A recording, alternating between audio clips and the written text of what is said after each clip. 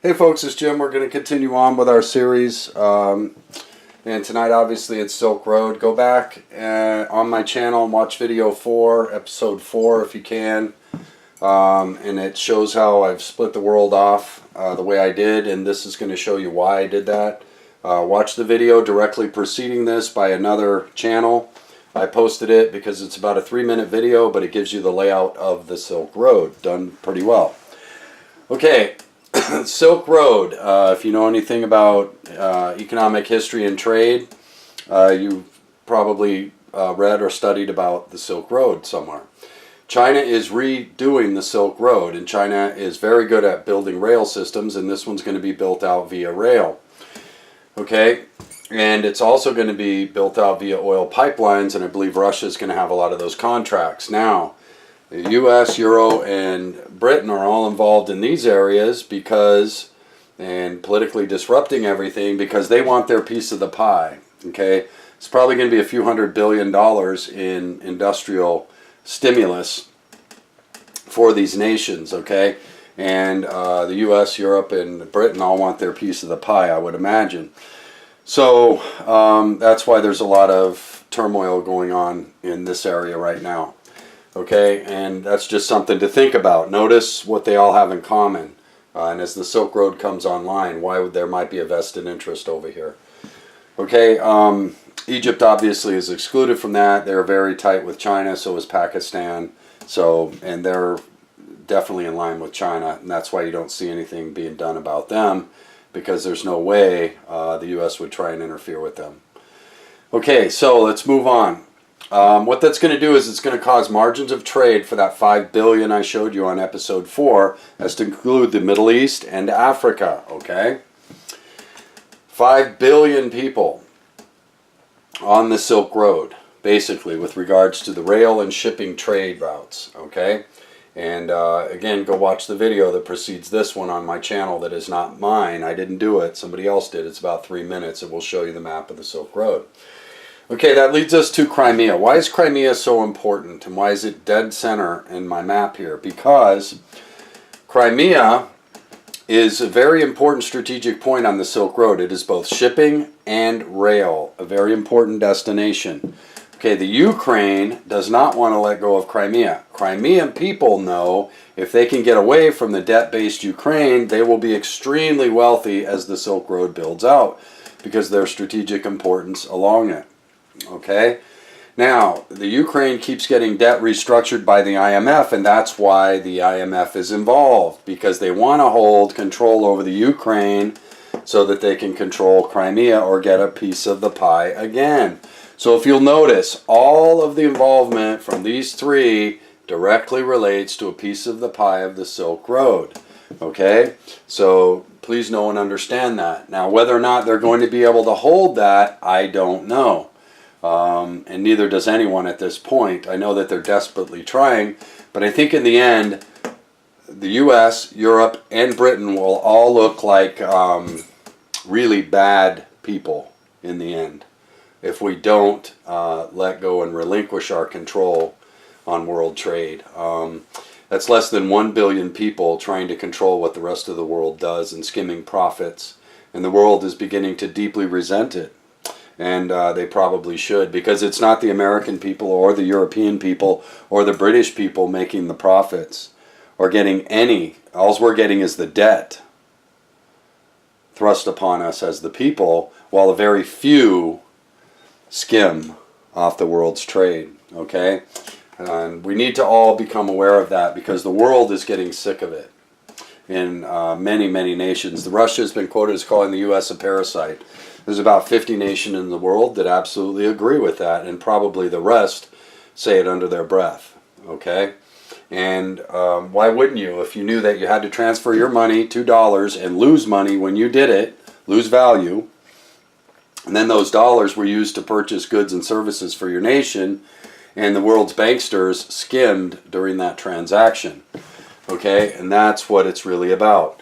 Okay? So the world's kind of getting tired of that, and with the Silk Road coming online, that's why it showed you the map in video 4, the way it's kind of breaking up, okay?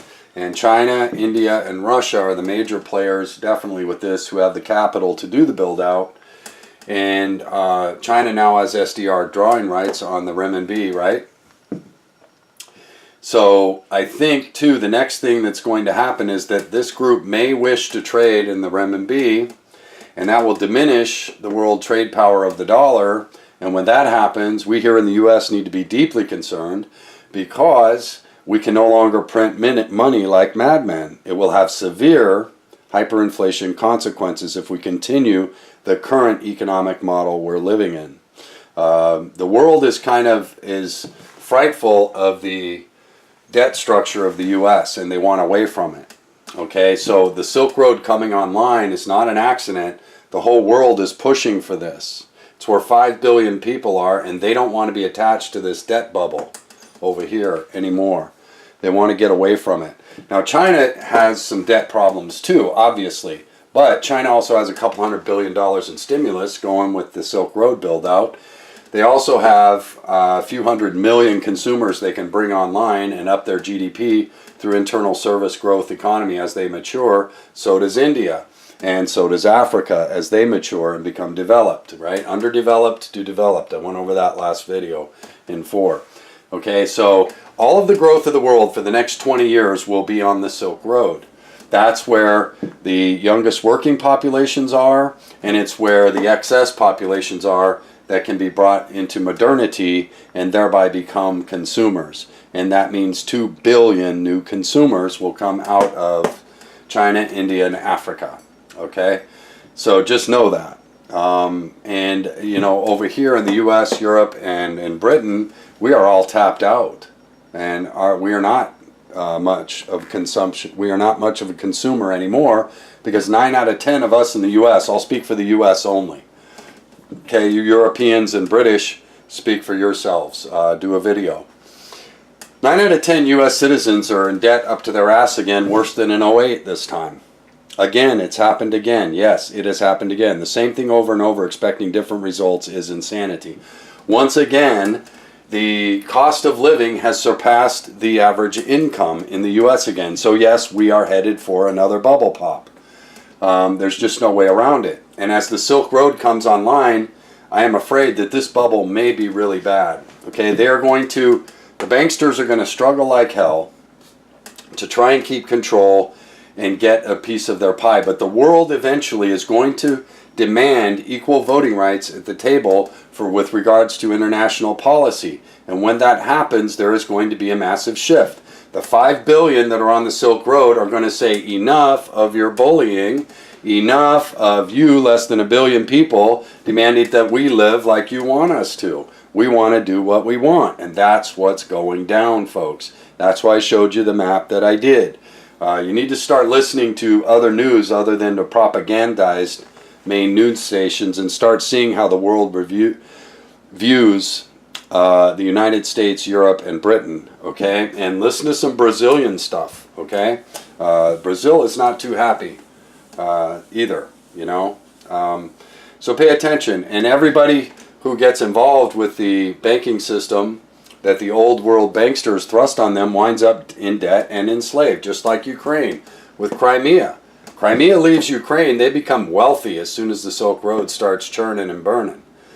But if they're attached to Ukraine, Ukraine will suck all the wealth out of Crimea, and thereby the IMF will suck all the wealth out of Ukraine. And that's the way the current world banking model works. It enslaves nations and thereby extrapolates all the real wealth, leaving the people holding the debt. And I'm sure you can all see that. So what we know is the world debt model is failing. Keynes himself said that his economic model did not work. Okay? Only an economist believes in world economics as they are right now with Keynesian philosophy. Money as debt. A mathematician will tell you it is insane. Okay?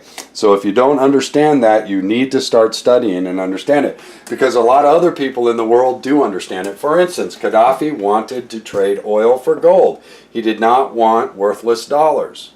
He wanted something of value, tangible value for his people's wealth, which was oil at the time.